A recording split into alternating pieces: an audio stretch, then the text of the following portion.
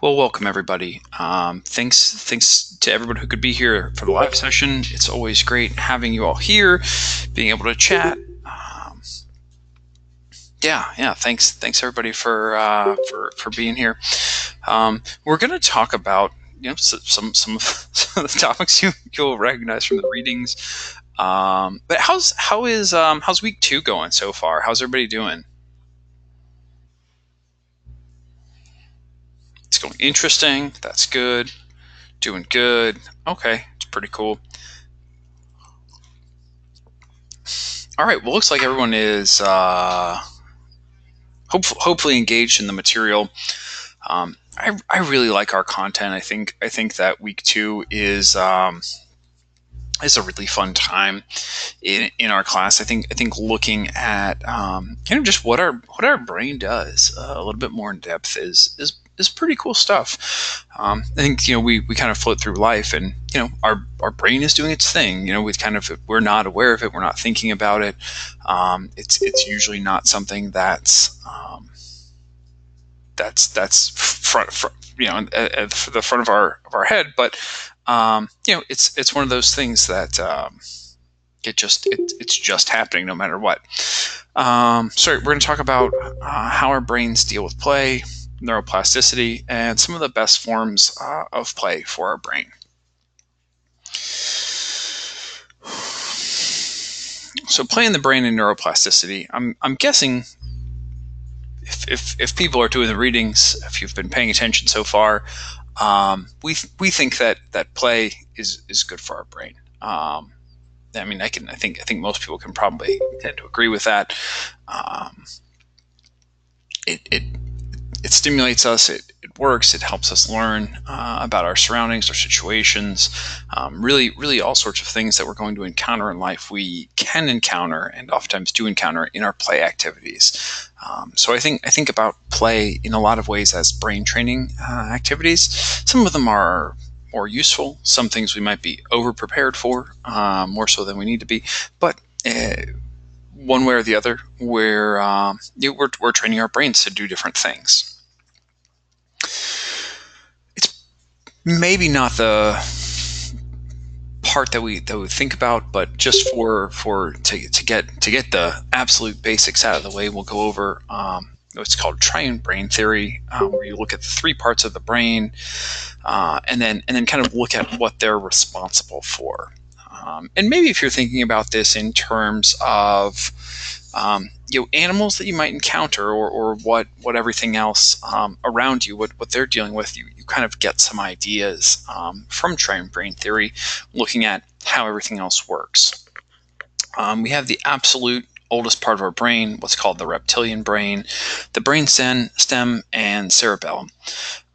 So this is really just basic human functionality. Is are we breathing? Are we, do we have a hunger drive? Things like that. Is basically basically this is Luis. It's not that we are necessarily related in a direct way, but it is effectively roughly what a reptile's brain would be functional to do. Similar to birds, they have a similar amount of stuff going on mentally, but it's called the reptilian brain.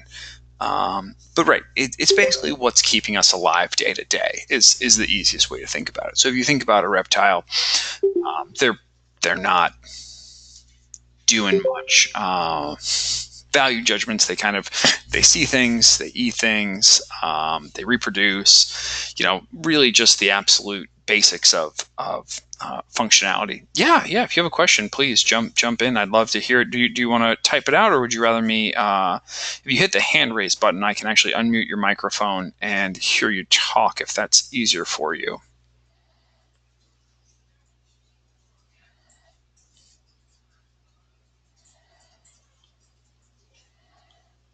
I've unmuted you if that's helpful. If you have a microphone that you can talk into, you can ask your question. Okay, I was just wondering, for an older individual, about their brain if they don't want to eat and stuff. Is that's when their reptilian brain is not working anymore? I'm sorry. Would you mind? You're saying with when you encounter an older person who doesn't want to eat? No, how an older person when they get sick and they don't want to eat. Is that part of it? Their reptilian brain? No, I'd say it's probably not part of that. I'd say that's probably just more of their body is starting to shut down or not function properly. But they're probably just not hungry, as opposed to uh, their brain wouldn't be working, or that this part of their brain was shutting down. Okay. Thank you. Yeah, of course. Um, your question about the 10% of the brain, I think Luis jumped on that. I think that what people have actually kind of deduced was that, like, you're basically only using 10% of it at any given time, but you do use all of your brain. You're likely not employing the full power of your brain at all times. I think that's a more accurate statement. But yeah, you do use as much of your brain as available. But right, so that's the reptilian brain. That's our most basic, functionality for survival.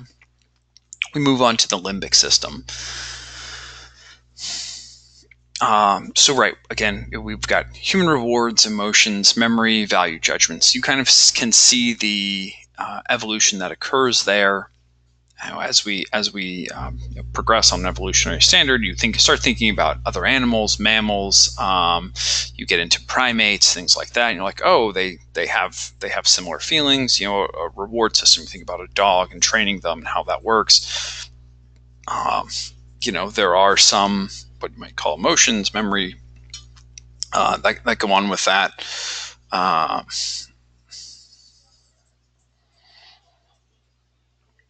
so right, that is what they call the middle brain, or the limbic system. Then you get to the neocortex. This is the front of our brain. It is where what people say is what makes us human. So consciousness, judgment, abstract thoughts. It's divided up into the four lobes, but this is basically the most evolved part of the brain. Um, you'll see it in humans, and not much else. So that's kind of how that works. Um, we're going to talk about neuroplasticity, and I'm actually going to just direct everyone real quick um, to a video. If you go into the materials section and you click on the video that says neuroplasticity, that should come up. We'll go through and we can watch this video. There we go. I'll actually just pull it up right here. Can you all hear my what's going on my computer? Can you hear? No, okay, I didn't think so. I think we're just doing screen sharing. All right, well, go ahead and pull this up and watch it on your own videos. It's in the materials section. I'll go through it just so we have a kind of a time frame. We'll all go through it at the same time.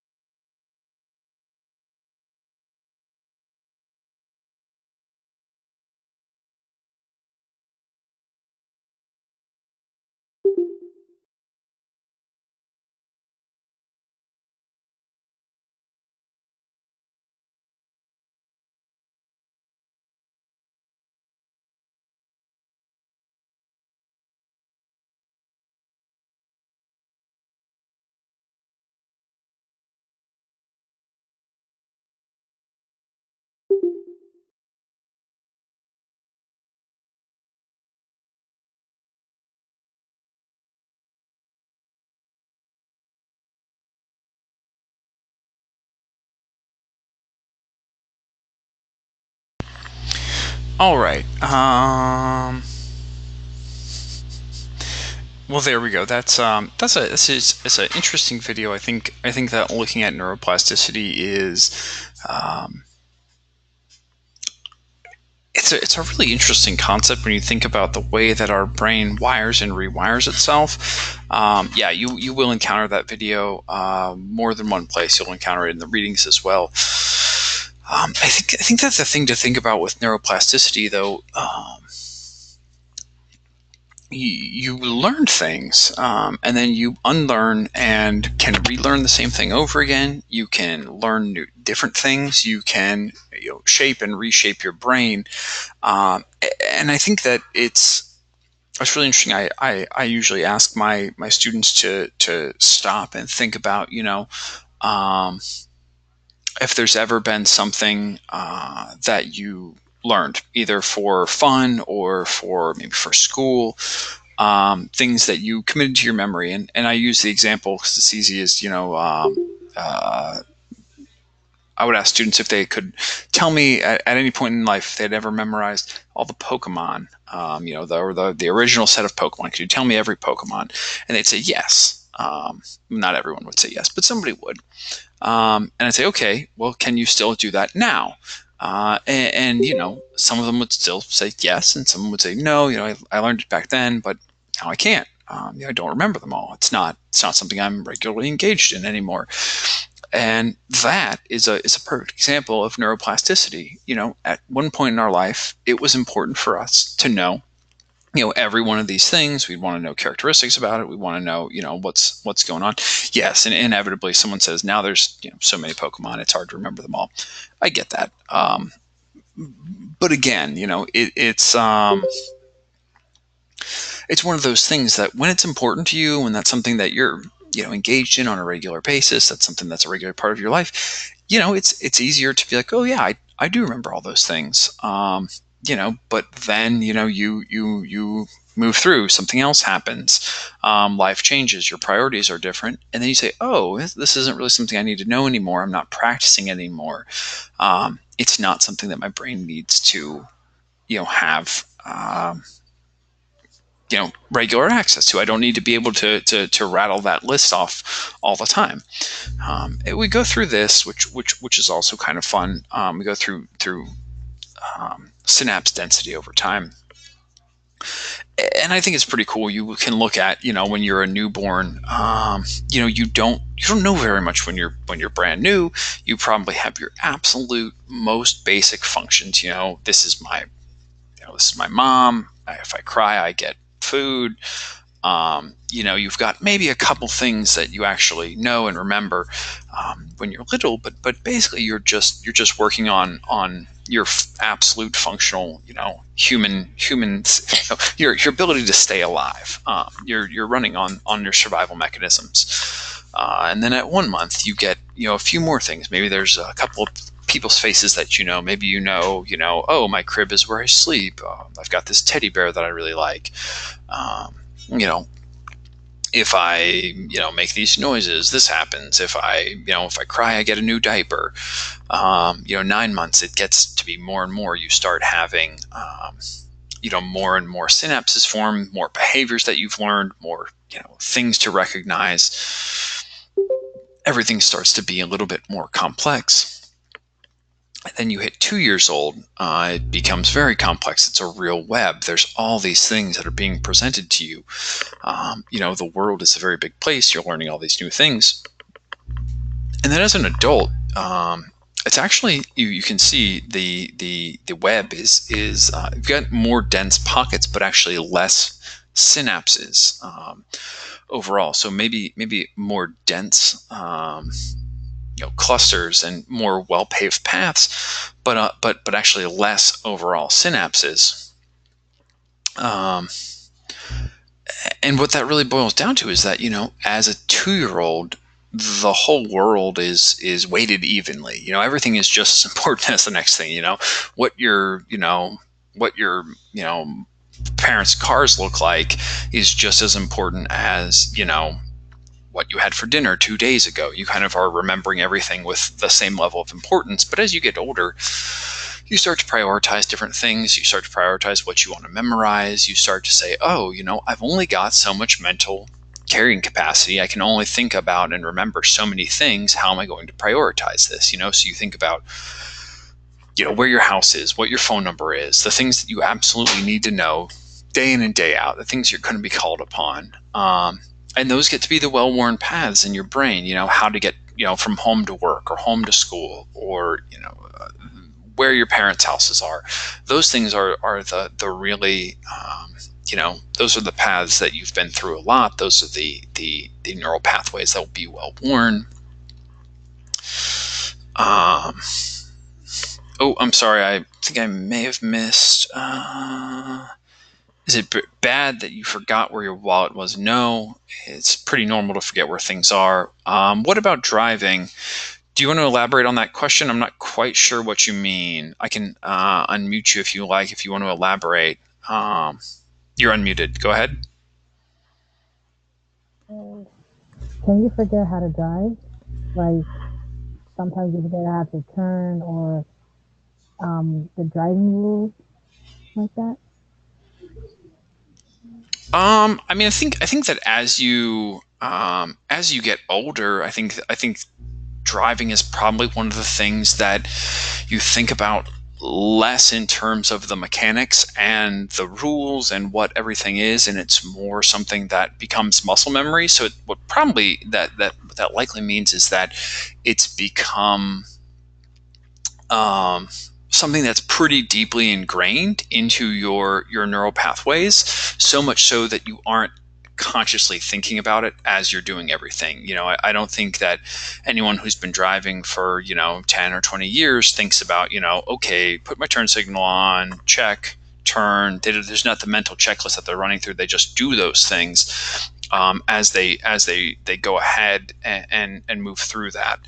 So I think that might be kind of the difference, if that makes sense. Cool, wonderful. I'm glad. So I think that, right, we prioritize things as we get older. We say, oh, it's really important to remember this stuff.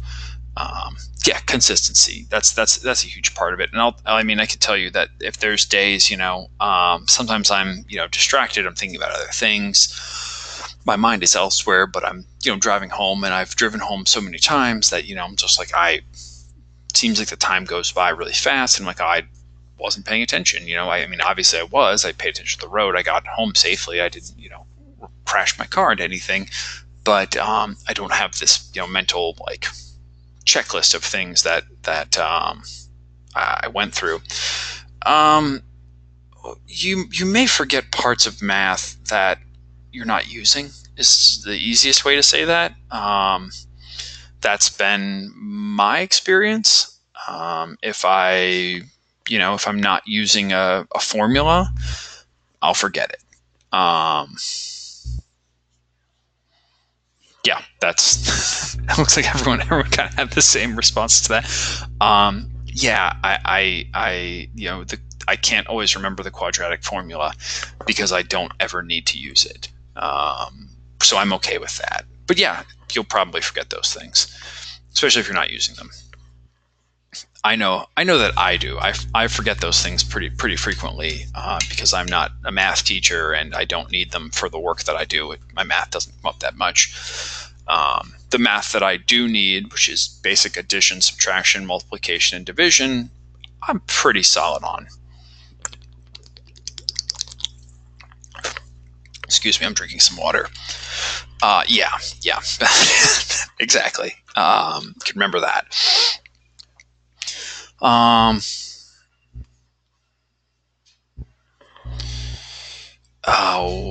Would I say it's a surface memory loss? I don't know that I'd call it memory loss. I'd just say it's not something that I've prioritized, or it's lost its priority for me. I can go back and reprioritize that. I don't know whether or not it's like stuck in there somewhere and I could access it. Maybe, I don't know. it's not something that I would say I think about too. I'm sure that at some subconscious level it's probably in there, but because it's not something I access regularly, it's not something I can bring up regularly. Um,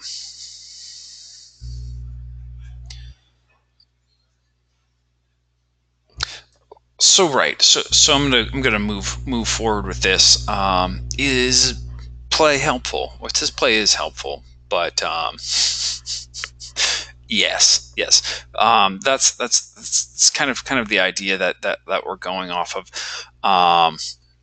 When you look at animal studies, you can think about animals that play, how they play, and what their interactions are. Um,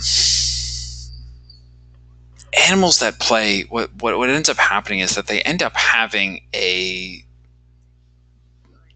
they're more appealing as an animal. They're a more appealing animal mate when they play more. They've got better social skills. They've got better, communication skills. One animal to the other, they get along better in the animal world when they play more, versus animals that aren't playing more. There's a really interesting. There's a video. Let's see. I can pull this up real quick. Sorry, I've got a bunch of my resources here. You'll have to excuse this. I wish I had included this earlier, but I forgot to. But I'm gonna type it, put it right in here in the box. Everyone, do me a favor and don't type anything after this, so everyone can click on that video link. I'm gonna bring it up real quick. I think this video is. I'm going to pause it and give everybody a minute to pull that up. I think it's a really interesting video. I like it a lot. I've found that it does a better job explaining what I was about to just explain. So if everybody gets just a minute, pull that up, watch that video. I'll rejoin you just as soon as we're done with it.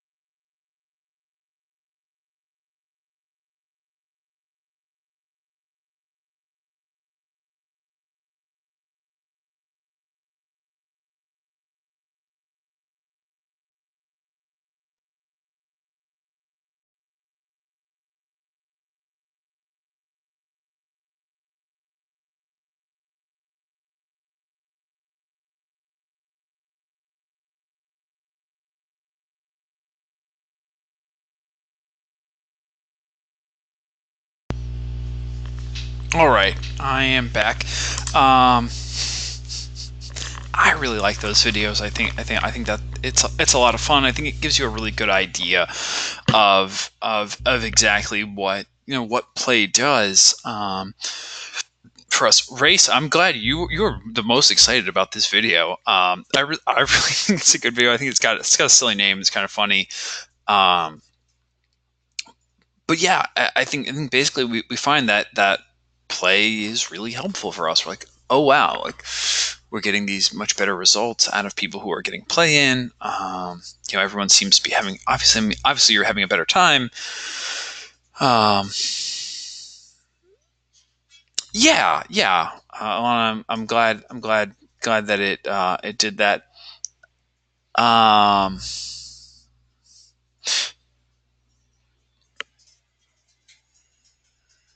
mm, yeah, I'm glad that people enjoyed the video. I think that they're pretty interesting. They're pretty useful. But you think about play in terms of what it's actually doing. You think about it in terms of, especially when you have studies with in these cases like studies with children. Kids end up being a lot more capable, kind of mentally. You think about play and the way it helps people understand emotion. That's a huge one. I think that anyone who's played Monopoly enough times has probably seen a Monopoly board get flipped over, or someone lose their temper at one game or another. And I think that when we play, we have a relatively safe environment where we can explore our own emotions. We say, "Oh, this isn't going the way I wanted it to.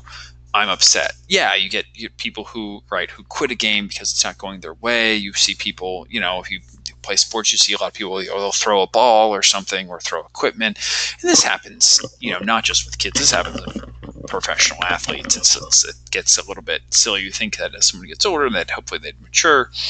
Sometimes they do, and sometimes they don't. But in any case, you see people's behavior. You see how they um, how they behave, and you start to understand emotions at a deeper level. Similarly, you explain someone to a game, or you talk to someone about, hey, here's the plan, here's what we're going to do. You develop language skills. You realize that oh, maybe the way that I explained this to this person wasn't entirely clear. Maybe I should have explained it this way so it was more clear. So you get a lot of practice at observing emotions and you have your own perceived emotions. Then you also see everyone else's emotions. Like, oh, I have a better understanding of that. I have a better understanding of how people think and feel and act. And I think that with anything, the more that we're practicing it, the better we're going to do with it. Yes, yeah. Verbals and nonverbals, but yeah, I think you can tell when somebody's mad. Not always, but you can. A lot of times, people have a lot of really nonverbal tells that they're upset about something. Maybe they're tense. Maybe their eye contact is either very direct and intense, or they avoid eye contact. They've got a grimace on instead of a smile. You can usually tell if you've got somebody, especially if they're pretty frustrated. Yeah, there's a disturbance in the force. Exactly. So I think that being able to perceive those things is really important, because it's going to come up later on in life. There's going to be times when it's like, oh, I want to be able to understand what's going on with people. I want to be able to read the room, read people's emotions, and also have a pretty good understanding of how everyone is and how I need to be in a situation. So the more we practice, the better we are at it. Yeah, there we go. We just went through the rat tickler video. We move on from there into different types of play. You have convergent and divergent play. I think that they're both interesting. This is when I'm upset, I usually breathe differently. When you're upset, yeah, I believe that. I think a lot of times our breathing changes, the way that we walk and carry ourselves changes. Yeah, absolutely. So on this convergent play, puzzles, things that have a set way of doing them. You think about a crossword puzzle or things like that. People really like doing those things. It is it's a type of play that can be fun. It can require some thinking, but there is a set way of doing it. There is a right answer. There is a solution that everyone, if they're doing it the same way, should get to the same thing. That's convergent play. Then we have divergent play, which has many solutions or no solutions. I guess you think about things. The example they use is Legos. That's one of those things that you can assemble Legos all sorts of different ways, and if you think about it, you can take Legos, and if you follow it based on the directions, it can be convergent. But if you take them and you play with them for different creative purposes, it can be divergent. So different types of play are going to be appealing to different people at different points in time. Some people, right, they want to do a puzzle. They want to know that, okay, if I do this, I put these things in place, they'll go together and it'll make this. I think if you're making Lincoln Logs or almost any building toy, it can be both. You can build it based on a diagram if you want. If you have a set of directions and you can build something that looks a certain way, or you can be creative with it. You can build other things that don't necessarily look that way. So I think it depends on how you're using it. So different types of play are going to be helpful and useful for different things. Races Legos are great to put on the ground as an alarm system. Yeah, I have small children, so I do step on more small toys and Legos and things than I'd like to. I think that video games, again, it can fall into both categories depending on what you're doing and how you're playing it. But it goes both ways.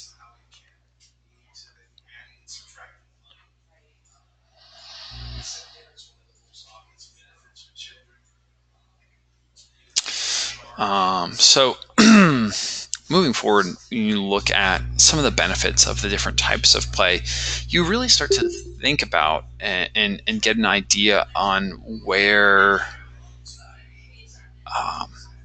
different things come from in play. I'm going to just real quick. I really appreciate how engaged everyone is on the platform and the back and forth. If you could all do me a favor and just use the chat box as a back and forth with me, it makes my life a lot easier. And that way I don't see a million other things, because some people are trying to ask questions. And if it asks a question, it ends up going by because I'm trying to go through a presentation and monitor the chat. But if you're all chatting back and forth, there's ways you can all chat back and forth. You can message people directly, which is totally fine. I encourage you to do that. Or you can message each other through the platform. But if you could just use the chat for just between just direct questions to me, it would make my life super easy and everyone would get their questions answered. Please and thank you. So right, you look at things like symbolic and pretend play. Anything from I think about myself. As a kid, you think about all the job preparedness training you did as a child. I remember being a kid thinking, oh man, what if I could be this job? What if I wanted to be a policeman? And how many times did I pretend that I was a policeman or a teacher or a parent or, all these pretend games that we play as kids, and we think, oh, it's just kids, they're playing games. But it really is how we prepare ourselves for the challenges that we're going to come up against. The things that we're like, oh, what does this look like? Well, I don't know. I don't know what it's going to be like to have to go out and get a job, but I'll have a job. I'll play pretend career stuff because we want to learn a little bit and we want to experience it and we want to have some ideas about that. So I think that being able to go through safe play activities that give us experience in what we think our actual life situations might be can be really fun. Divergent play, again, it's one of those things that really works on our creativity, problem solving skills, can result in better academic performance. I think that probably everyone's had some sort of experience with that, where you're out, you're playing.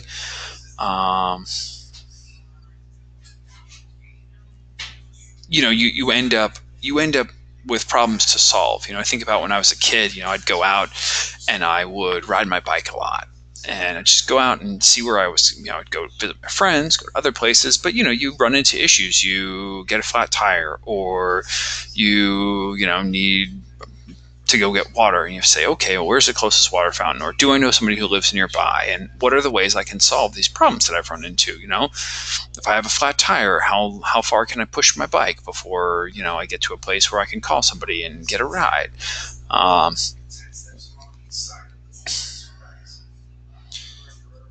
No, I don't think that the Divergent movies, I don't recall them particularly, but I don't think that I would use that as an example for divergent play. I think divergent play. I think Legos is a better example, or something where you have some freedom and creativity. I'm trying to recall what the Divergent movies were like, and I feel like I've seen it at some point, but I honestly can't remember. So, at least this Minecraft is a good example of divergent play. Sure, yeah, absolutely. You can go and you can build and you can do stuff. You can kind of do the whole create your own adventure. Yeah, absolutely. Free play is another one. So,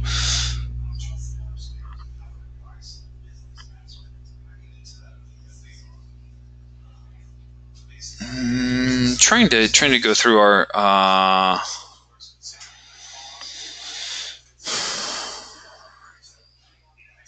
Yeah, describing movies is not helping me. I probably haven't seen these movies now that we're thinking. I think I'm. You know what? Because I'm thinking of the movie Inception. That's why I haven't seen the Divergent movies, so I couldn't tell you. My apologies. Sorry. Yeah. No answers. Yep. I was thinking of a totally different movie. I don't know. I haven't seen them. My apologies. So free play, no structure or imposed rules. Sorry, going back. Could drawing and coloring be an example of free play? Absolutely. Yeah. If you want to, I give my kids crayons all the time, and I say go wild. And I mean, go wild on paper. Sometimes if you don't give them the boundary of on paper, they will. They would be different. I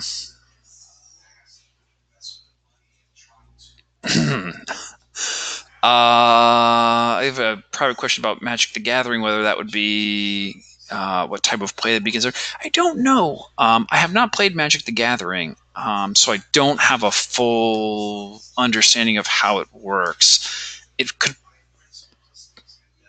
Yeah, I don't know off the top of my head.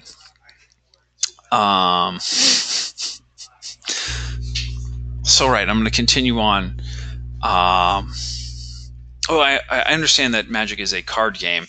I just don't know enough about the rules to say whether or not. I'd say that there's probably a level of creative problem solving that goes into it.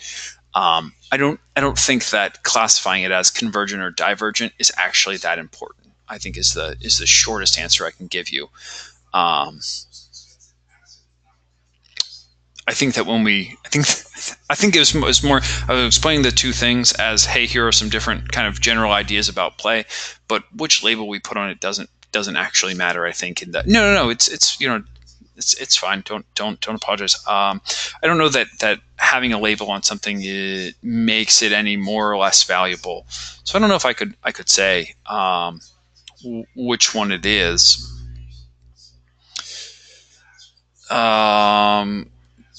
Again, the Matrix, the movie, I don't know that would I would call it a play activity.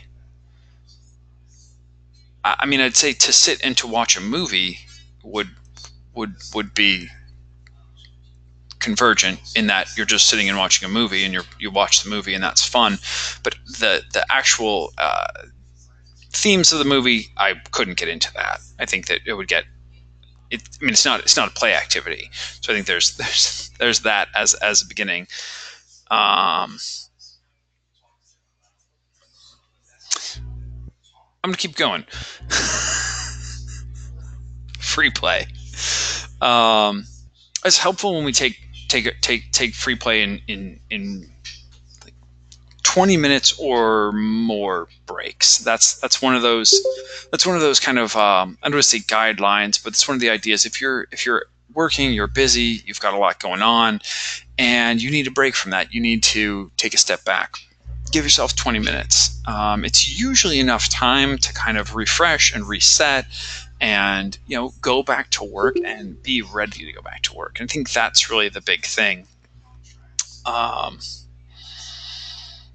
Which makes sense. We want to be the best when we're at work and we're doing things.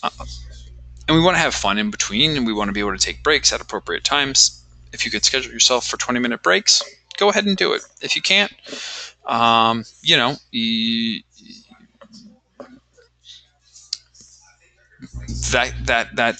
might start to impact. Right.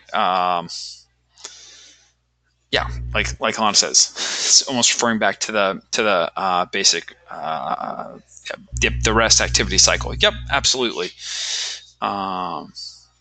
Correct.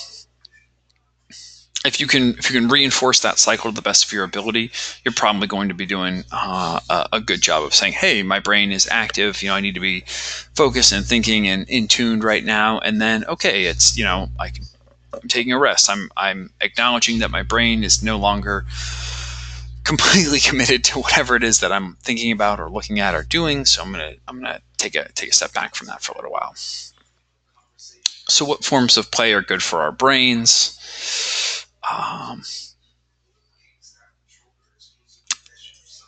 Chess is the first one that we start with, and I know I have a counterpart. If anyone is in Mr. Washington's class, I think some of you probably are.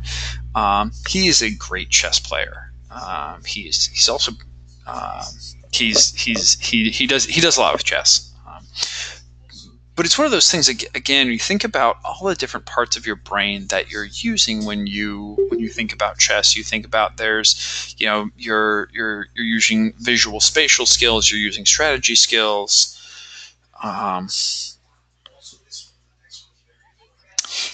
think that once you get the basics of chess, I think you could probably watch a 10-minute chess tutorial online and get the most basics of how the pieces move and what they do. No worry if you're late, just quite all right. We'll get you right in the fold, and you can always get caught up later on.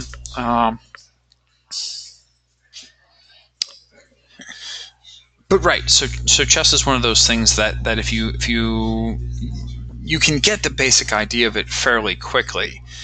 But then to really think about it and master it takes a lifetime.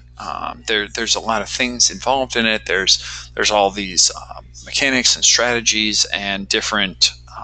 You're thinking ahead in time. You're thinking about how somebody else is going to think ahead, what their strategies will be, what your strategies will be. I think it's one of those things where you really find that people are likely giving their brain a pretty strong workout when they play chess. What about video games? I don't think there's nearly as much data on people playing video games. I would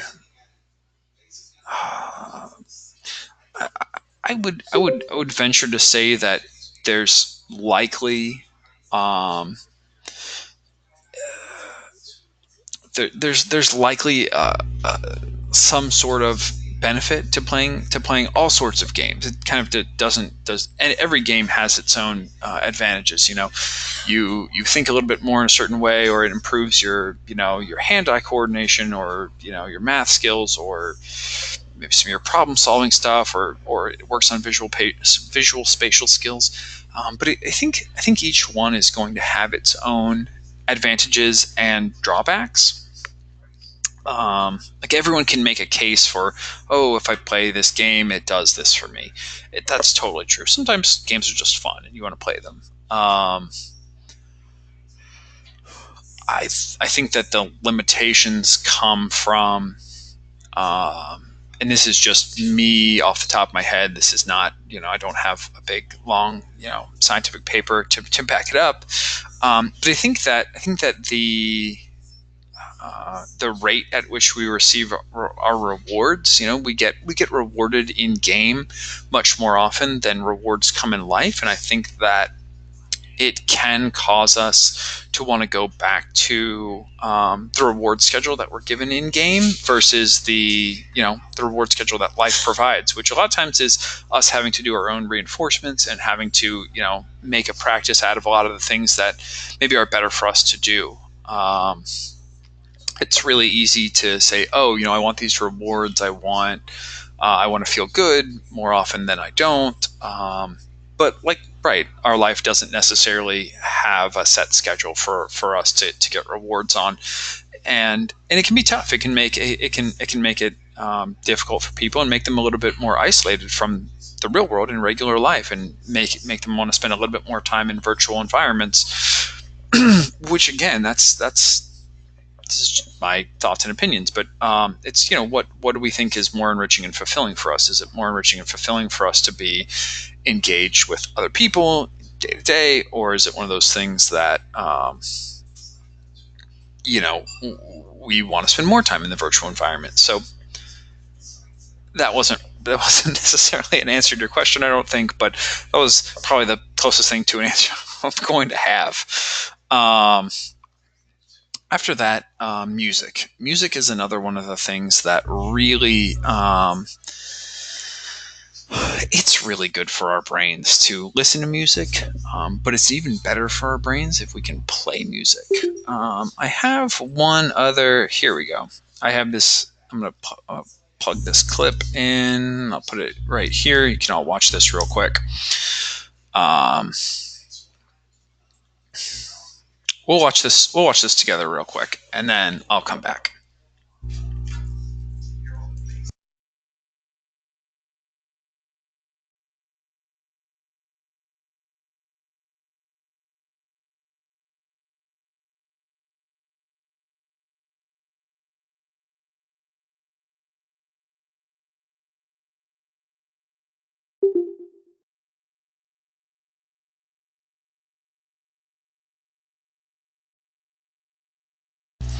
Yeah, I'm aware that the video has no sound. You'll need to click on the link. Click on the link, and it'll open up on your computer. I'm just going through it on my computer at the same time for timing.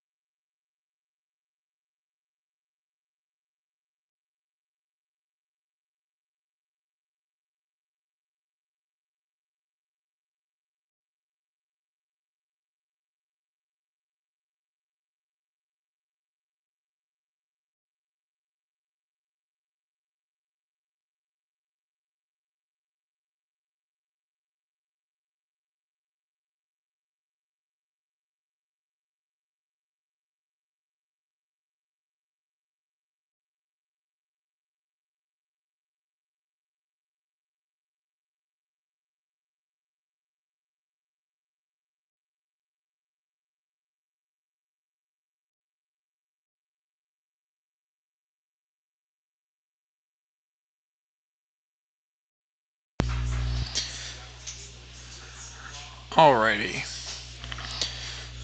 So that's a fun thing to go through. It's really interesting to think about how our brain works and how it relates to music. And just how good it is. If you are a musician, pat yourself on the back. It's pretty impressive. It's pretty impressive how our brain works and how it works when we play music. So just something to think about. I'm going to take a quick break. I'm going to take about 10 minutes. So I'm just going to press pause on everything. We're going to come back in 10 minutes. Give everybody some time if you want to take a minute. I'll be back. What is it? I have 2:54 right now, so I'll be back at 3:04. I'll see you all in about 10 minutes.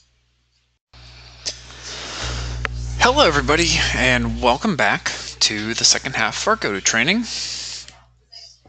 We're going to talk about positive psychology. Kind of all sorts of elements contained therein. So I'm going to get right into it. So we're going to look a little bit at challenges of the field of psychology, think about the people who came up with positive psychology, talk a little bit about them, and also explore happiness, gratitude, and the PERMA model, which is pretty interesting. Sorry, I'm just reorganizing my screen a little bit. There we go. It's better. So we'll get right into it. The history of psychology in the U.S. before and after World War II, it's kind of when psychology started to be more of a thing, something people noticed. I like this photo. It's kind of an old medical photo. It's fun. It's funny. But right, pre-World War II, psychology had a few ideas. First of all, I'll say it was very rudimentary. People didn't have a great idea about what was going on in our brains. Chemically, there were a lot of other ideas floating around about what was going on with people, what was causing things, what was happening. But basically, people wanted to cure mental illness to the best of their ability, make the lives of the people more fulfilling and productive, which is admirable and noble, and identify and nurture high talent, which makes sense. Sometimes people have limitations, and how can we, work within the bounds of what we're given. And right, those are kind of the ideas that we had pre-World War II. Some big changes came into place. In 1930, the VA was founded, and psychologists realized that there was money to be made treating mental illness. They said, "Hey, I can go do this. I can make a living. Why wouldn't I do this? This is a great new field. Study people's brains, figure out how they work, figure out why people do what they do, get a better understanding of mental illness." So a lot of people got excited, and they started working in the field of psychology. And in 1947, the National Institute of Mental Health was founded, and academics started realizing that there was money to be made for them, that they could get grants to research pathology, so they could spend time thinking, okay, why does this happen? They could do kind of endless research on mental health, mental illness, figuring out why people did what they did.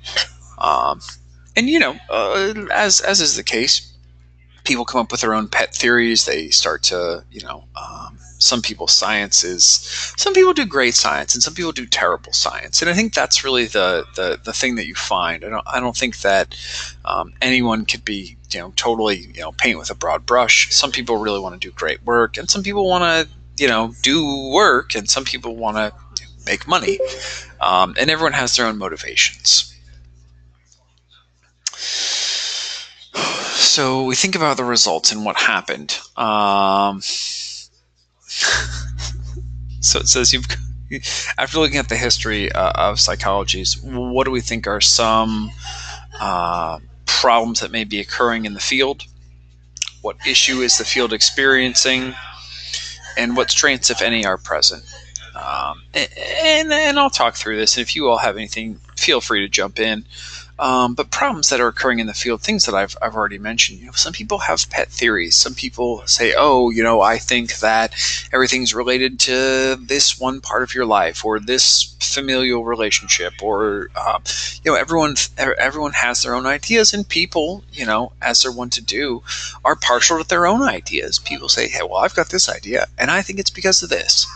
And I'm going to continue on down that path, even if I'm presented with lots of evidence that's contrary to my idea, because it's my idea and I like being right. Um, Unfortunately, this happens all over the place, not just in psychology, but this happens in business. This happens in regular workplaces. People say, "Hey, I think highly of myself. I think this is the solution, and here's why."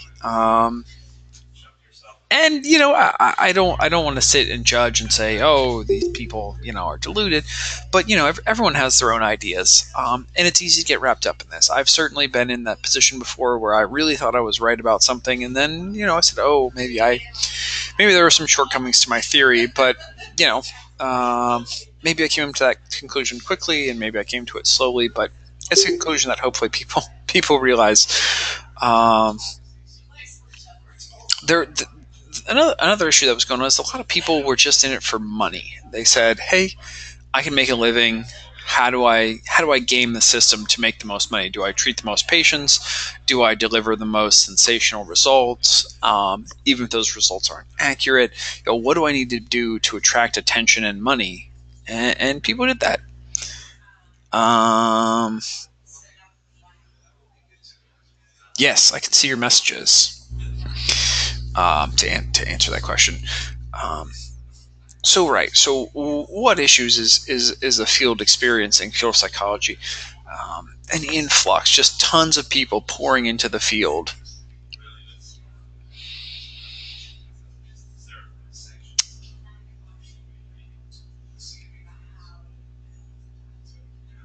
Um, there's also there's a lot of other things that are going on.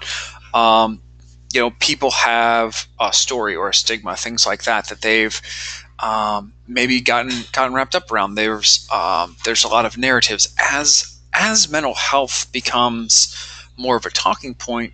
People start to it shows up more and more in the media. It gets written about more, it gets talked about more movies get made about it, and a lot of times, you're right, people will perpetuate a stereotype, and they'll say, oh, if you have this mental disorder, you're this way, or everyone who has this disorder is this way, or these people are dangerous, or whatever those stereotypes are.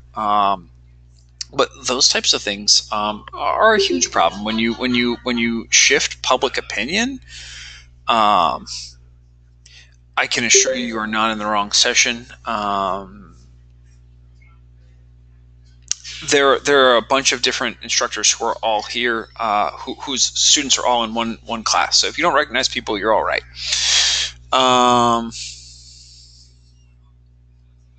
Sure, yeah, I think that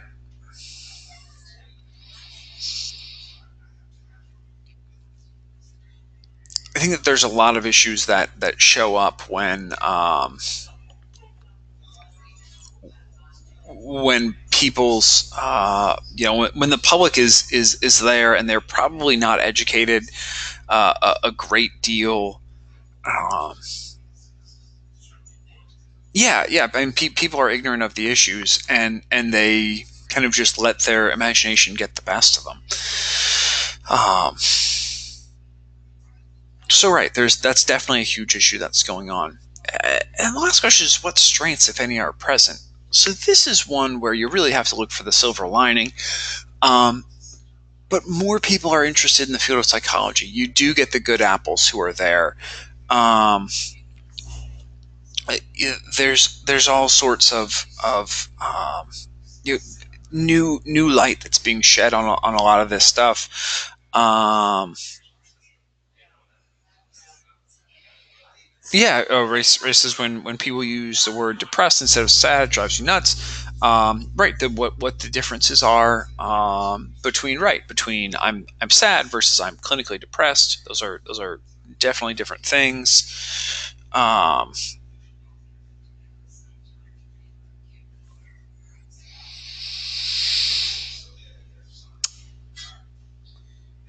With more attention comes, a lot of times there was guesswork that was occurring in psychology. It wasn't. It may be it, in a lot of circumstances, people would stumble upon solutions to problems, or they'd find, oh, this one thing works. This treatment works for these disorders. You start getting a result. So basically, the more attention, it's kind of, if you think about it as kind of like throwing darts at a dartboard. If one person's throwing darts, it might be hard to hit the bullseye unless you're really good. But if you have 100 people, even if they're not good at darts, eventually someone's going to hit that bullseye just by chance. So people stumbled upon a lot of treatments that were getting results in mental health. So I think that's one of the places where, again, kind of a silver lining.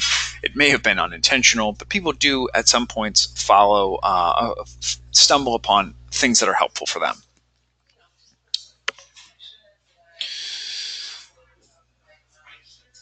Yeah, Ian jumps in, huge strength. Freud and Jung largely debunked greater factors on neurobiology, a deeper understanding, the actual anatomy of the brain. Yeah, absolutely. As opposed to pet theories. Yeah, absolutely.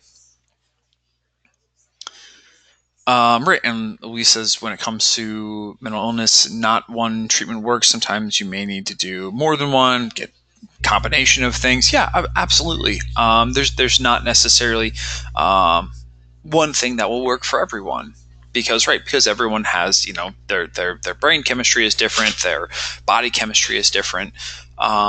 It's still a field that we don't fully understand. So psychology and psychiatry and it's right. It's layered. There's a lot going on in there. Um, Sorry, but people are developing a better understanding of it. So there's definitely some stuff that could be happening. So these are some interesting points as well. Suppose huge strides to understanding of therapy and mental illness. So they did develop a better understanding of some therapeutic avenues. They came up with some better mental illness treatments. Not everything got better, but overall, it's trending in a better direction. Some of the disorders became more manageable. So it maybe they didn't cure them, but maybe they said, hey, we realize we can keep these things kind of at bay or keep them from really affecting people's lives if we do X, Y, and Z things.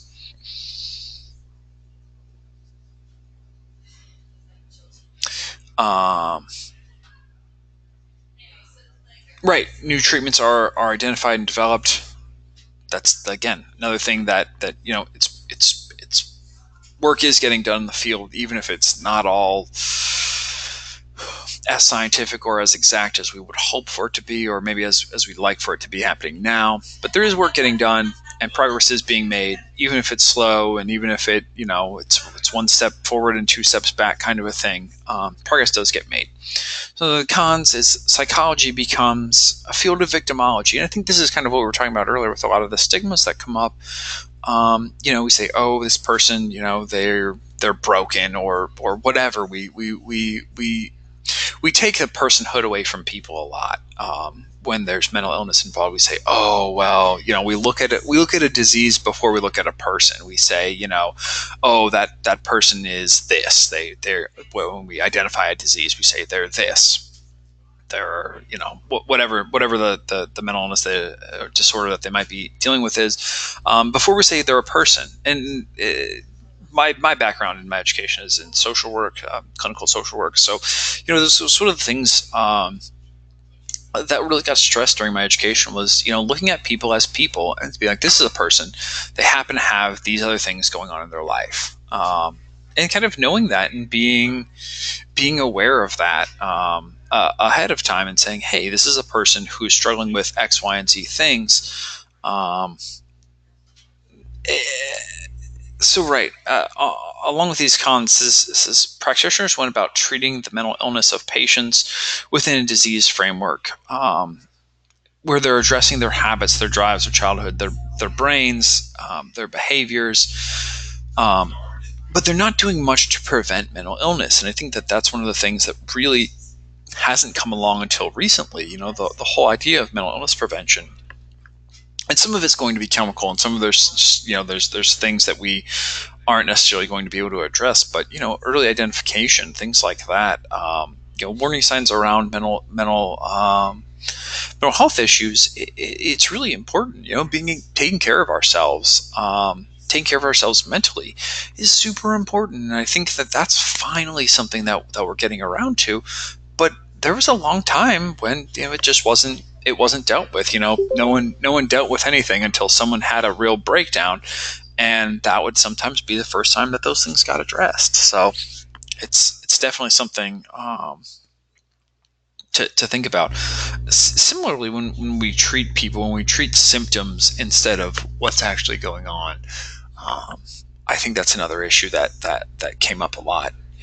That was a con. We say, oh, this disorder causes you to have these outbursts, or causes this, or it causes you to have whatever the symptom might be. And we look at the symptoms and we try and work on the symptoms and keep the symptoms from showing up, but we don't actually deal with what's going on. I think that's one of the things that can be really challenging for a patient and for a practitioner, because we're saying, hey, what are we trying to deal with? What's what makes this problematic for you? And people might say, hey, the symptoms are what cause me problems, but if we don't treat the core, the symptoms are going to continue to occur, even if we're attempting to deal with the symptoms.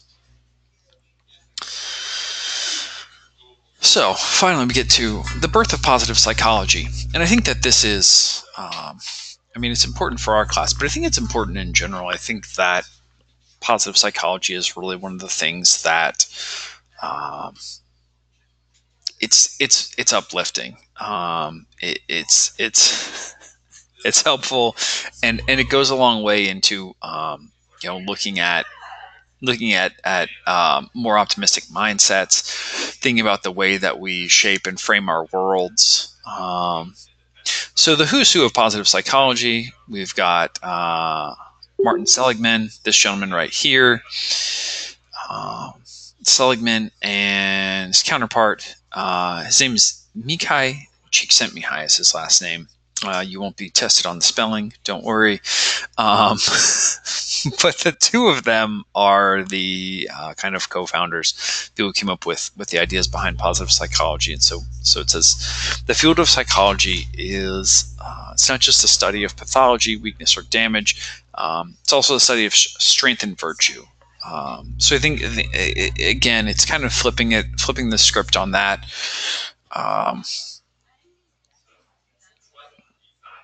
No, there's not two different psychologies. It's also, this is more about perspective, is the easiest way. You can look at psychology from different ways. You can say, hey, these are the issues that are going on right here, versus these are the good things that are happening. But they're not two separate fields. Positive psychology is, I'd say, a subset of psychology. Is the easiest way to explain that. Yes, they do have fun names.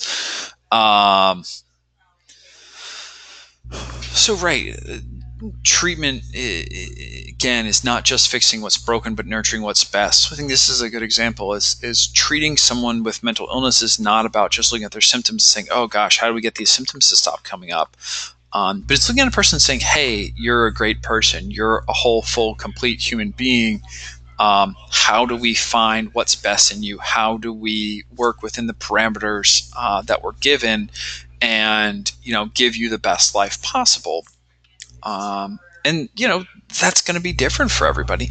And I think this is the big thing, is that individual personhood is at the forefront of this. We have to look at people and as individuals before we're ever going to be able to make real significant progress with them. Positive psychology is not just a branch of medicine concerned with illness or health. It's much larger. It's about work, education, insight, love, growth, and play. I, that's a huge thing. It's again, it's looking at a person. It's looking at them within all of their systems, looking at all the complexities of their life. I think that in medicine specifically, a doctor's job so often is to, a person comes, they say, hey, I'm having these symptoms. Doctor says, all right, boom, this is what's wrong with you. Take this medicine and you'll be fine. And your symptoms will go away and maybe you'll feel better. But a lot of times they aren't looking at a person for all their complexities in life. And I think that's where, because the brain is so complex and because it's all parts of our life, we really have to look at people from a slightly more complex way. If I'm working with somebody and and they say, oh, I'm really having a hard time, I'm dealing with these issues, and I say, okay, and I try to kind of figure out what the sources are, but I don't have a full picture of them. Maybe there's parts of their life that they think aren't worth talking about, or maybe there's parts of their life that seem normal to them but are totally different. Maybe they work at night and they never see the sunlight, and they're only up when it's dark, and they say, hey, I'm getting really depressed, but working at night is just normal for them, and they just say, well, I go to work. When I go to work, I wake up and I go to work, and then I come home, but I'm really depressed. And say, oh, well, if I don't know that they work at night, if I don't know that they never see the sun, if I know that they don't get a lot of time with their friends and family who also are doing things during the day, because they're sleeping during the day, I might not have a full picture of that person, and I haven't addressed them wholly and completely.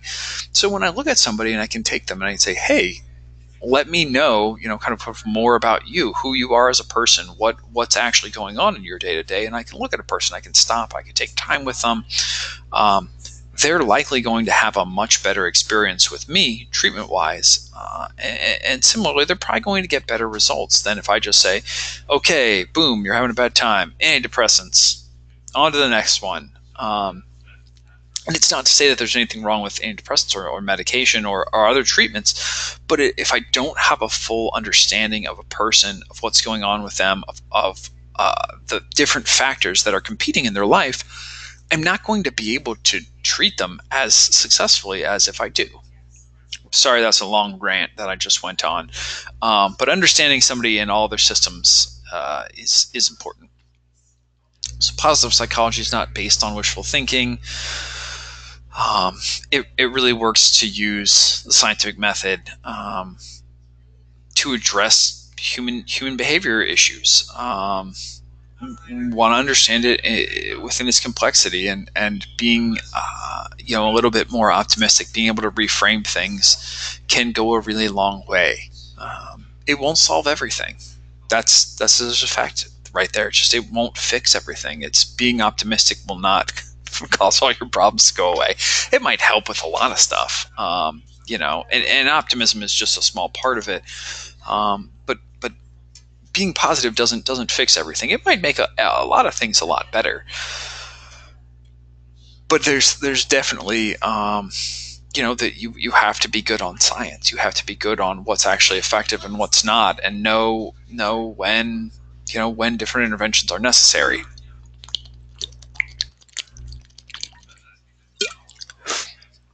Excuse me, I'm drinking my water.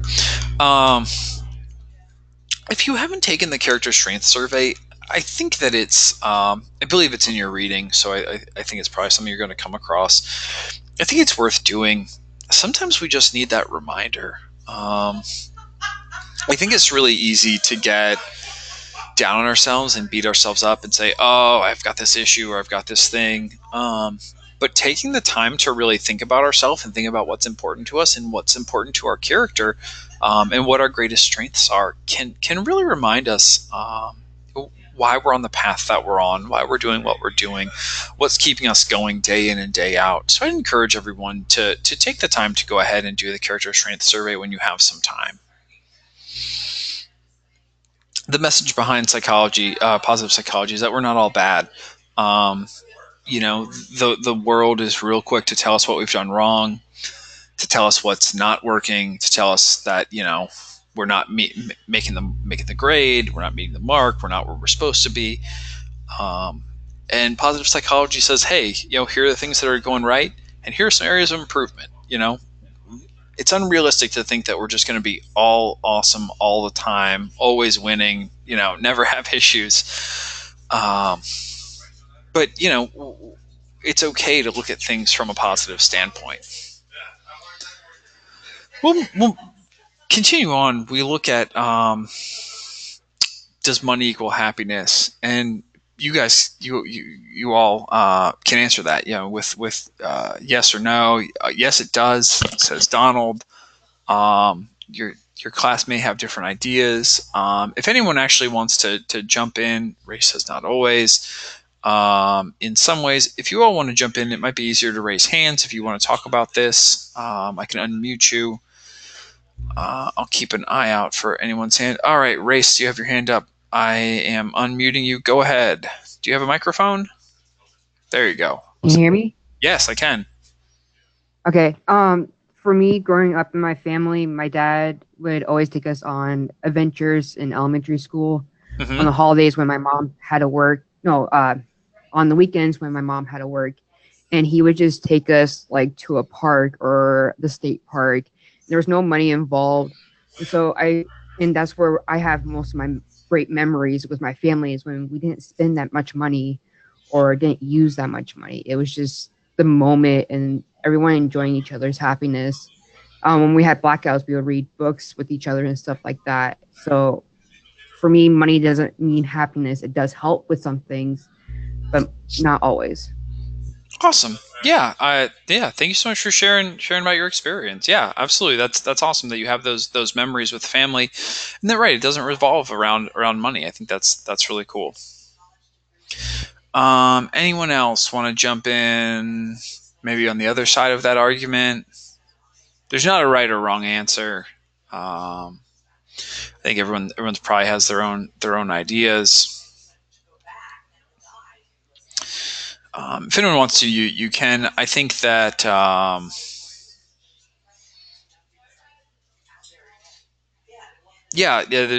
there's a lot of answers. I've had money, I've been poor, money never made my life emotionally happy. Okay, money helps solve certain problems, but it doesn't equate to being whole, so to speak, on the inside. Sure.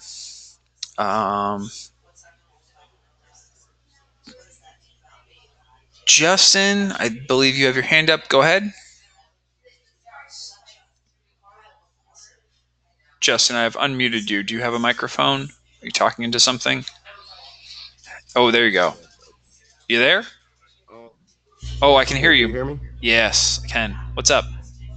Okay, so about money equaling happiness, I honestly believe it doesn't. I believe money actually brings in more problems because of the way that it makes people fight over it, lust over it. It's a natural resource that occurs on the planet that we generate our whole lives around the currency. And I believe there's more problems to having money. I have plenty of memories where I have happiness that didn't deprive from money. Just being around certain people or just doing certain things with certain people generated my happiness, and that was all done without money. Like, I think back in the day, we used to have fun playing kick the can or kickball or hopscotch and stuff like that. We didn't have money as kids, and we still had fun. I don't believe money equals happiness. Absolutely. More money, more problems. Christopher Wallace. There's definitely something to be said about that. Let's see. Ian, having a home to live in makes life much easier. Slow down and enjoy a cup of coffee with friends. None of the circumstantial things are possible if you don't have the resources to keep physical. Okay, so yeah, paying off bills is true. I will say that I don't get a ton of joy out of paying my bills. I pay them because I want them to continue. I want to keep the roof over my head and so on and so forth. Just my personal experience. Money's necessary evil. You don't have to have more control in your money in order for it to be good. Okay. It's like people with money happy don't always put smoke. Okay, yeah. Money doesn't put a smile on your face. Less family time. You'd rather spend more time with your family and have less money. Sure.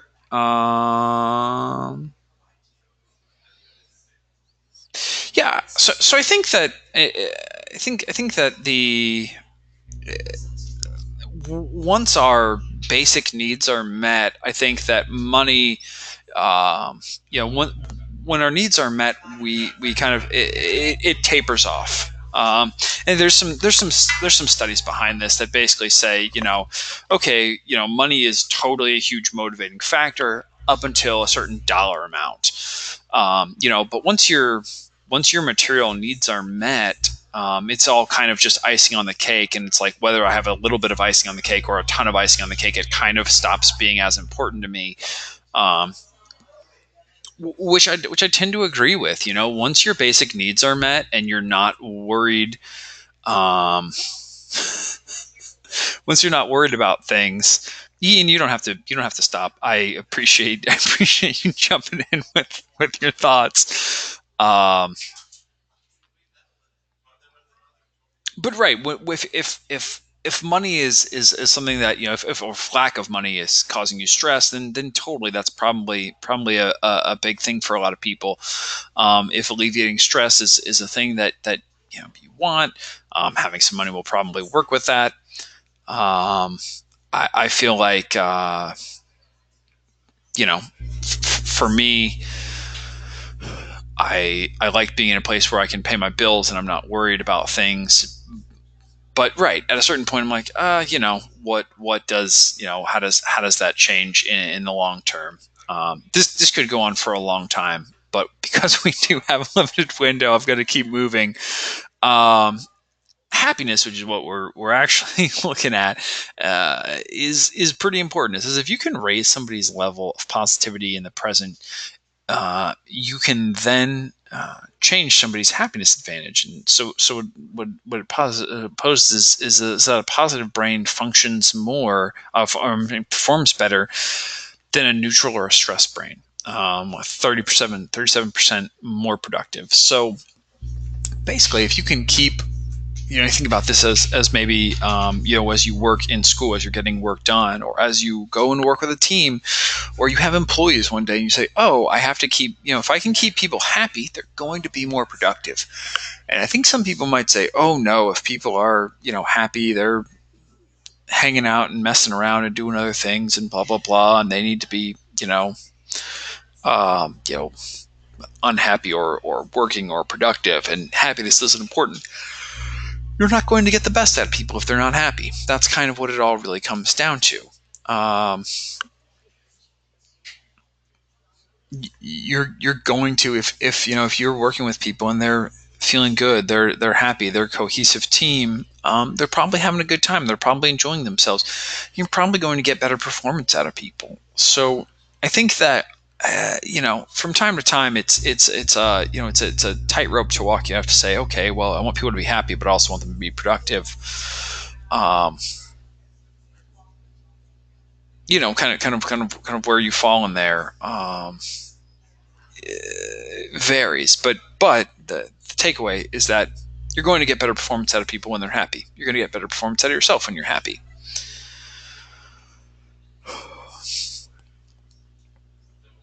So happiness and perception, I think are really important things. It says 90% of long-term happiness is predicted by how our brain processes the world, and I think that this is something that's going to come back up in week 4.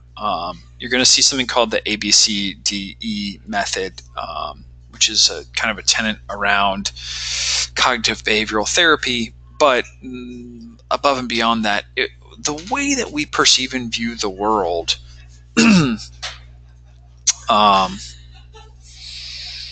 is going to pave the way that our life goes. It's going to be a huge factor in what's happening in our day-to-day lives.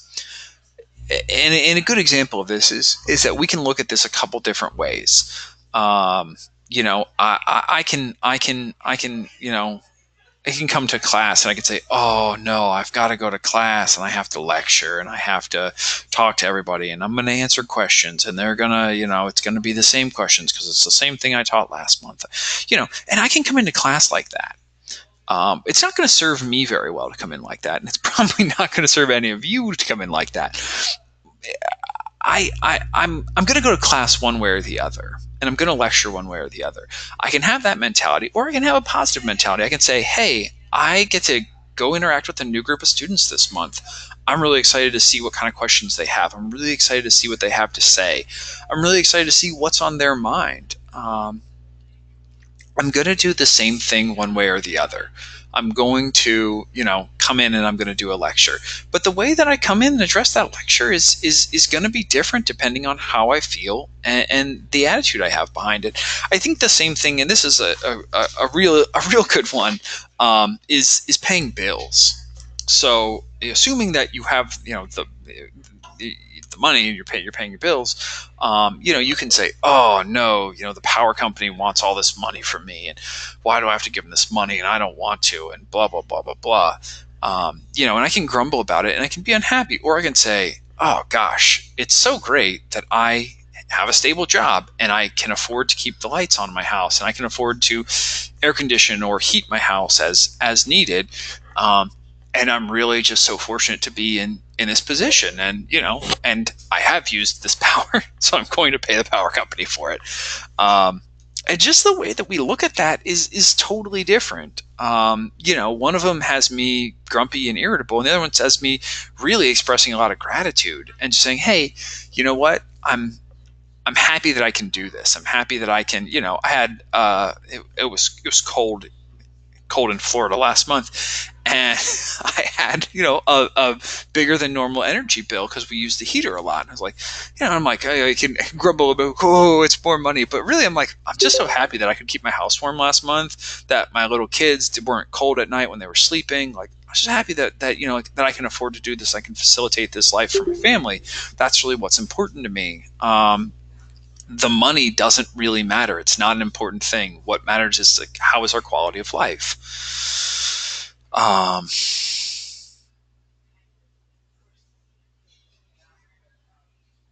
So that's my piece in it. It looks like it says that's stress relief sometimes. It helps you feed your kids. Yeah, when you have the money. Yeah, absolutely.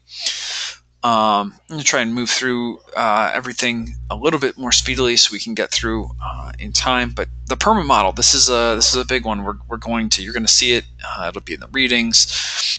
Positive emotion, engagement, relationships, meaning, accomplishment. That's the PERMA acronym. We'll go through it one at a time. So positive emotions are an essential part of our well-being. Happy people look back on their past with gladness, look into the future with hope, and they enjoy and cherish the present. I think that's a huge one. If we can have positive feelings about what's going on with us, what's going on around us, if we can focus on what's good, we're going to have a better time. It's just that's just the easiest way to put it. You're going to have a better time at life if you think about the things that make you happy. I've done life both ways. I've gone through life and grumbled and been unhappy and said, I've looked for things in every situation where I could find something to complain about. And you're always going to have somebody like this. You might have somebody and it's a great day and you're hanging out, having fun, and they'll find something to complain about. They're like, oh yeah, but this one thing is real. I don't really like this, and they'll focus on that. And you can do that if you want. You can always find something to complain about. There'll always be something, or you can find the things that are good about the situation that you're in.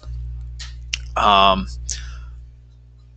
won't say one is right and one is wrong. All I'll say is one is going to have you being a lot happier than the other one. If happiness is not important to you, the choice is yours. But if you want to be happy, you have to sometimes say, hey, what's good about this situation? What's something positive out of this? And sometimes even when situations are on the darker side, there's a lot of times there's still something we can be grateful for in every situation. Engagement. It says when we focus on doing the things we truly enjoy and care about, we can begin to engage completely with the present moment and enter the state of being known as flow. I can tell you all that I have of some hobbies, and when I'm really engaged in them in a full and complete, meaningful way, I can do a lot of work. I can do a lot of things that would otherwise be boring to me. Some of it a lot of it looks like project management and logistics collaborations and coordinations, things that would probably be boring to other people, but because it's related to my hobbies, I have a lot of fun doing it. I like to put projects together, especially when it can help me and my friends facilitate our hobbies and have fun, have a good time. Um, and I think that that's something that everyone will see in life. There's probably parts of your life that you'll do a lot more work in because it's related to something you're really passionate about. I really like my job. I really like teaching. I do a lot more than just teach and give lectures and grade papers. I do a lot of other projects around the school because I really like it here, because I enjoy what I'm doing, and I like the people I work around, and I like being fully engaged. Relationships. This is an interesting one. It says everyone needs someone. We enhance our well-being and share it with others by building strong relationships with the people around us, family, friends, coworkers, and neighbors. I think that we all maybe have ideas about how we're supposed to be with certain people. I can say that I probably have closer relationships with some of my friends than I do with some of my family members. I have maybe I'm closer with one parent than another. Maybe I have a coworker who I've gotten very close to.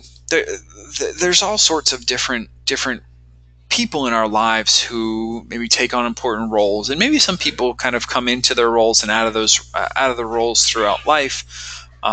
Maybe we're closer during one season to someone, and then as we move on, we say, "Oh, yeah, I don't spend as much time with this person. We're not as close." But it doesn't take away from our friendships or relationships. But being close with someone is important. It's really hard to go through life by ourselves. We can. It's doable. Some people, are kind of more on the reclusive side, and it's not to say there's anything wrong with that. But I think that there is some level of acknowledgement of the relationships that we have with other people.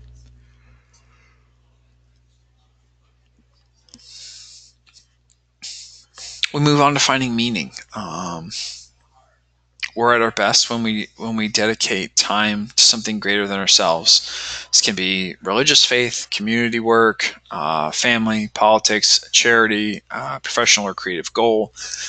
When our life has meaning, when we have a driving force, when we say, "Oh, I'm working at something bigger than just me. I'm working at something more than just paying the bills," when I'm improving the lives of others, when I'm doing something bigger than myself, gosh, it's much easier for me to um, to do a lot. It's much easier for me to come into a lecture when I get to say, "Wow, I get to address people and hopefully have an impact on them for the rest of their day." If these things stick with you even for the rest of the month or for the rest of the year or for your life, that's really that. I mean, there's such a huge responsibility in that. And it's like, wow, I really have to take a step back and say, wow, I have a new kind of reverence for my relationship with people. This has a lot more meaning than I ever thought. I've talked with my students who've come back to me, months or years after taking my class, and they're like, "Oh, this thing you said really stuck with me," so on and so forth. And I'm like, "Wow, I said it. It's part of my lecture. It's something that I talk about pretty regularly, but yeah, it does. It has a lot more meaning sometimes than I think I give it credit for." So having things that are meaningful in your life is important. Accomplishments. Everybody needs to win sometimes. Having a pat on the back, having an achievement, getting a star, a sticker, whatever, really does go a long way. We say, work at a fast food and they love to come see me because you speak positive. Yeah. You give them encouragement, make them feel good. Yeah, absolutely. That's awesome. I think it's really important, yeah, to be able to have those relationships with people. Developing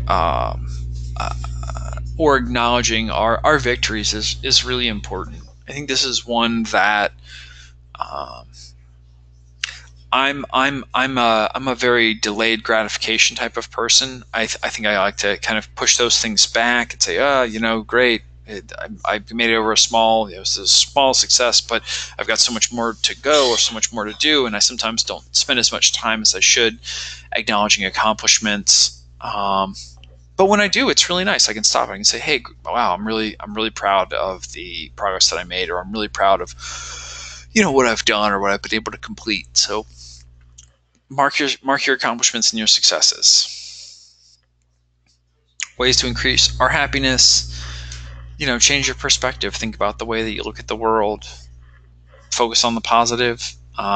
Spending your time with other people, giving time is one of those things that especially if it's to somebody who you wouldn't ordinarily spend time with. Maybe it's like one of those call your grandparents type thing. I feel like anytime I call, I've only got one grandmother left, and she is old and in poor health. But anytime I can call her and talk to her for a little while, she's always happy to hear from me, and it seems like it really means a lot to her.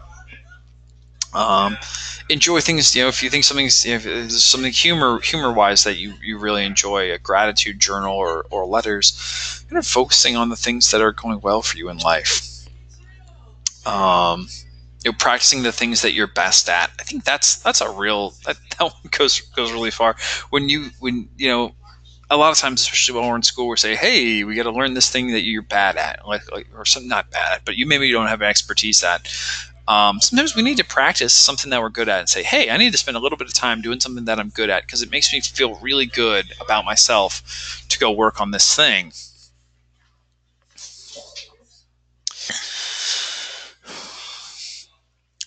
The idea that we're wired to give more weight to negative experiences rather than positive ones is a self-preservation tactic. You think about food, and it's like, oh, if I eat food that makes me sick, I'm definitely going to remember that, because in nature, we don't want to eat food that makes us sick. If we're eating food that's killing us or poisoning us, it's bad. We better forget about, we better remember not to eat that thing. But in the world, again, we tend to give more focus, attention, weight to negative experiences than good ones. But being grateful, having some optimism in our life, really helps us kind of flip that on its head.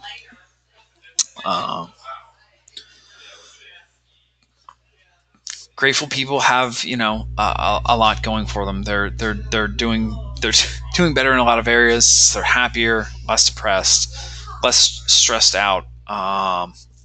They tend to be more satisfied with relationships, higher satisfaction with life overall, a deeper sense of purpose, better coping skills, stronger support, less trouble sleeping.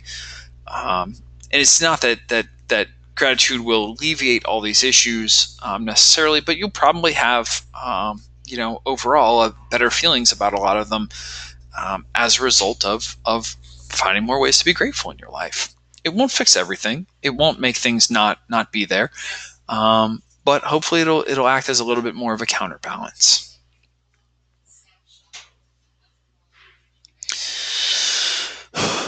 This is one that I think is really important. The difference between being proactive and reactive. The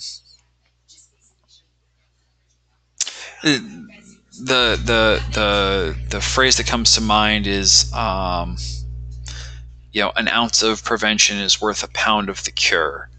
So a small amount of prevention, being a little bit proactive, can keep us from having to go back so far and undo mistakes that we've made, or fix things that we've done. So being able to be a little bit proactive will really go a long way. I always tell my students this. I say, hey, if you're going to miss a deadline, let me know ahead of time. The answer might be the same, but it's I'm almost always going to be a little bit more flexible and have a little bit of an easier time talking to you about an issue that you're having if you tell me ahead of time before it collides with a turn-in deadline or something like that. Being proactive really goes a long way, and it lets me know that a student is thinking about their long-term well-being and that they're serious about what's going on. Uh, Race, I agree with you. Life is 10% of what happens and 90% how you react to it. Absolutely. This one as well, it says you cannot find happiness by assigning power to things outside of one's control. And that's a huge one. It's basically an acknowledgement of where my power ends. I like to think that I'm in charge of my life, but there's just certain things I'm not in charge of. Um, if you think you can control traffic, you're wrong. You can't. It's outside of your control. So if I'm in traffic and I'm sitting there, I can either say, "Oh, I'm so upset. These people are going slow, and they're why doesn't anyone ever step on the gas? Light's green." And I can sit there and I can be upset about that, or I can just say they're going to go when they go. I'm going to be here until I'm not here anymore. I'm going to be stuck in traffic until I'm not stuck in traffic. And I can just accept it. And I can say, wow, this is really outside of my control. I just don't, this isn't something I can do. What do I have control of? Well, I'm the one driving the car. I can pick what I listen to on the radio. Maybe I want to listen to a podcast. Maybe I want to carefully and safely make a phone call. I've got some, I have some control. There are things I can do, but I need to understand the difference between, where my control begins and ends. And knowing that, in all aspects of our life, I can't control other people, but I can control how I respond to them. So someone might upset me, and I might want to yell at them, but I can yell at them or I can not. That's where I have control in that situation. Maybe someone was mean to me, and I can't control if they were mean to me, but I can say, hey, I don't like the way that you talk to me, or hey, I'm not going to stand for this. I might just leave, or I might say, hey, I don't want any more of that. Whatever the case may be. Just knowing where we have control really, really does. It tends to empower us and give us an overall sense of well-being. The very last thing we have, I have it. This one I did put in the materials section. It's the Kid President video. We're going to watch that, and that will be the conclusion. We'll come back again just for questions real quick afterwards, but I'm going to click on that. It's in the material section. Click on that. We'll watch it, and we'll come back at the end for questions.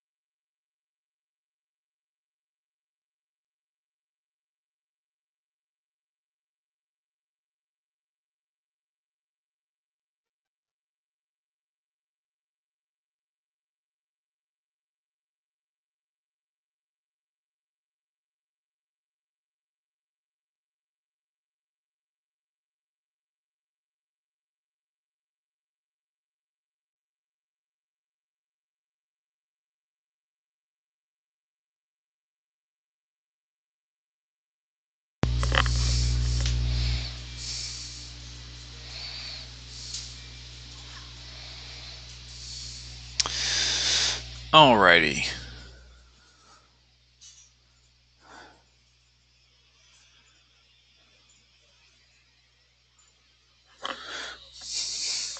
Oh, I'm sorry. Yeah, that video is in the materials section. If you click on it, you can click on it, and then it'll show up on your own screen. Um, all right, so that's the end of that. I hope that you enjoyed that. Yeah, I think it's a fun note to go out on. I think there's really a lot to take away from this week. I think that positive psychology is one of the things that I wish we could talk about more, because it really does. It weighs heavily on our lives. You know what it actually means to embrace it and engage with it. So I encourage everyone to kind of think about that as they're moving through the week and the day. I'm going to stick around. If anyone has questions, I can answer them. If you have questions and you want to jump in the chat, you can do that. If you want to use the hand raise button, I can take questions that way. But I'm going to stick around for a couple minutes. If you have questions, send them my way. But otherwise, you're all free to go. I hope you all have a great week. Feel free to reach out with anything you want to say. Luis, I'm not sure if your hand was up from before, but I unmuted you if you have something you want to say. Hello, sir. Hello. I have a question about this week's assignment. It's the one that's due today. The weekly plan. Yeah. Okay. How should I approach it? Like,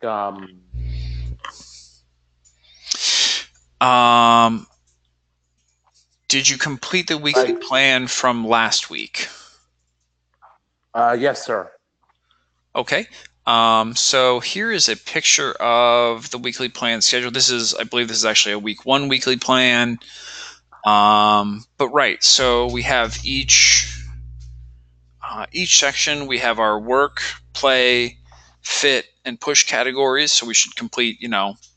We have our work tasks. So any of our schoolwork, homework, chores, adult responsibilities that we would normally take in, we'd put in the work section.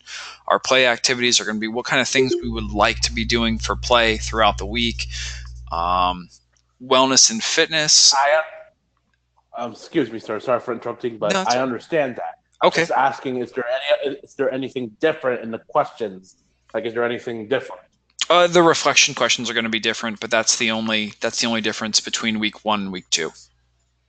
Thank you, sir. That's all I was asking. Oh, I apologize. Sorry, I didn't mean to. Okay, you're good then. Thank you. You're welcome. Enjoy your day, sir. Thanks, you as well.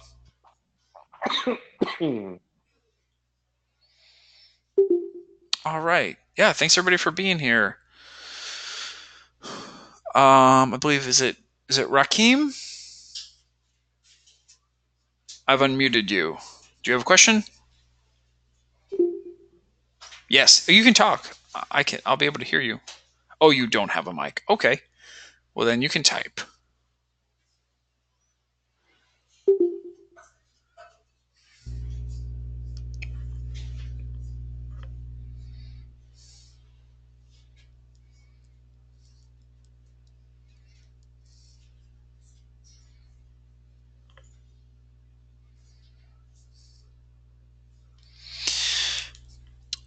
Okay, the question is about the ad that you're making. Yeah, you can make any type of advertisement for the discussion board. You can go pretty in depth with that. You can go as simple as a as a print ad, something that you would write. But then you can go and you can add more and more elements. Some people want to make a radio ad, some people want to make a television ad, but a print ad, a picture and words describing something, that'd be all right. Is that helpful, or do you have more specific questions about that?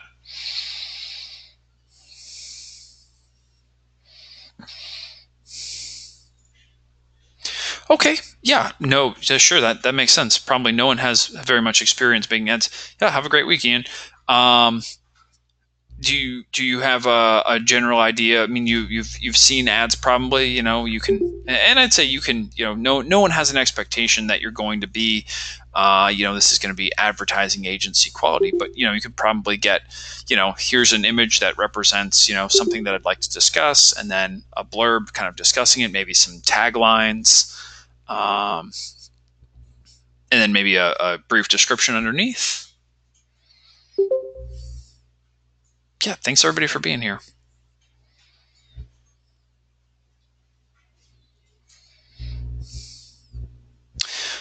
I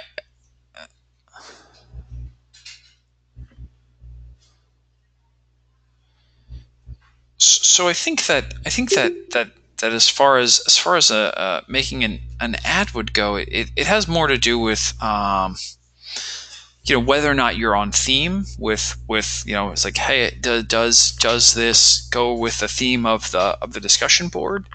I certainly am not going through this, as an advertising instructor and saying, oh, this ad doesn't follow the right format or whatever.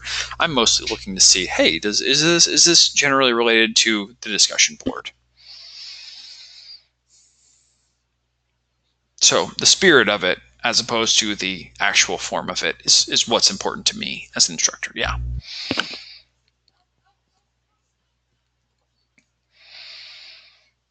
Donald, do you have your hand up? I just unmuted you. If you have a microphone, you can talk. If you don't have a microphone, then you can't talk. Oh, there you go. I think you're. Yep, there you go. What's up? Okay. So basically, my question was about the. Let me go back up and read it a little bit more. Okay. So for the ad, Mm-hmm. So how, like, does it have to be like? Can it just be like one page, or does it have to be 2 pages? You have to have voice, audio on there. It can be Or one page. It can be print. So it could be an image and some text. If you want to go in depth and you want to make something that's a little more in depth, you're welcome to. But it's really up to you. Does that help? Yeah, that helps. Okay, wonderful. All right, thank you. Yep, you are most welcome. Anyone else have questions? Anything you want to jump in with? If you do, I'm here, and if not, like I said, you're free to go.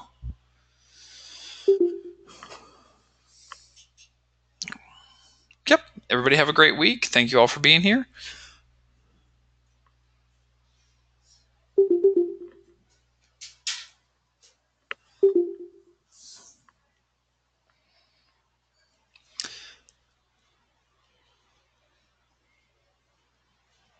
Justin, I think that as long as you're following the general themes from the discussion board, your ad can probably be for a multitude of different things. I would just say make sure that you're reading the instructions thoroughly from the assignment, and going from there.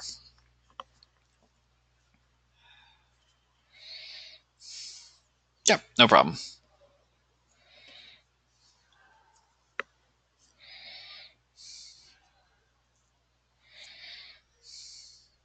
Yep, you all have a good one. Sebastian, do you have your hand up? I've unmuted you. If you have. Yes, I do. Can you hear me? I sure can. What can I do for you? So my question is just, I guess kind of, I might turn in this, the planning thing a little bit late, and wanted to know if I get graded down, because we had like a crazy snowstorm come through, and I have to help my neighbors and stuff, because it's kind of my business, and they're kind of relying on me to be able to get out of their driveway, and I'm just not sure how long it's going to take. Sure. So, who is your instructor? That's the real question. You are. Oh. If I am your instructor, do me a favor and just shoot me a message in the platform, maybe take a screenshot of a news article that says, here where I live, I got a bunch of snow. Okay. And I will take that into account. All right. So, Yeah, I can do that. Extreme weather is absolutely, for me and for my students, is like a mitigating thing. I will happily waive the late deduction if you can just send me like a screenshot or something that just says, hey, here's here's what I'm dealing with locally. Does that make sense? Yeah. Okay. Thank you. No problem. Have a good one. You too. All right. Thanks.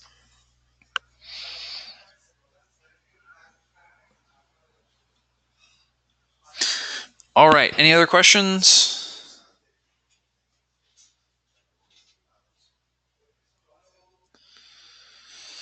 If you're in psychology of play, a lot of the instructors, we pool students for our live lectures. So I might not be your instructor for the class, but similarly, my students will go to different instructors each week.